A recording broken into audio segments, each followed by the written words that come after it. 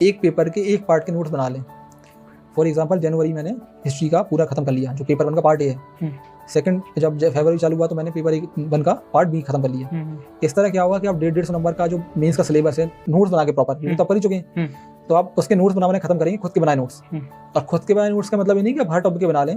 अगर कुछ आपको ऐसे सोर्स मिल गए जो ऑलरेडी सॉर्टेड आउट हैं, जैसे कि परीक्षा दाम, जिसमें कि एमपी का सिलेबस एकदम सॉर्टेड आउट दिया हुआ है, तो उस बनी बनाई टेबल को आप अपने बुक में क्यों उतारें?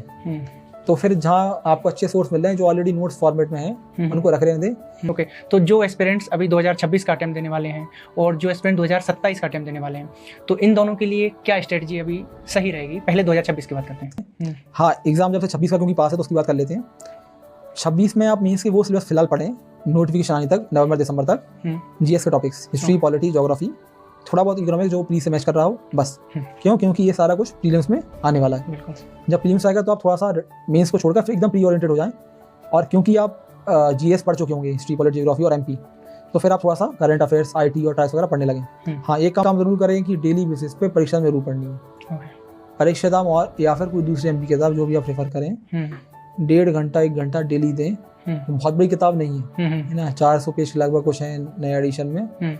और एक बार जब परीक्षा में पढ़ ले तो वो किताब बहुत हैंडी बुक है, मतलब थोड़ा सा समय देंगे तो फिर ना वो हफ्ते भर में उसका रीजन बहुत अच्छे से हो जाता है ना। अब जैसे हिस्ट्री में पहुंच गया हूँ, एक हफ्ते में 2 से 2 और बिल्कुल सॉलिड याद हो जाती है वो किताब। तो प्रीलिम्स के लिए किन चीज़ों को हम अवॉइड नहीं कर सकते, यदि आप कुछ सोर्सेज बताना चाहो? लूसेंट और परीक्षाधाम।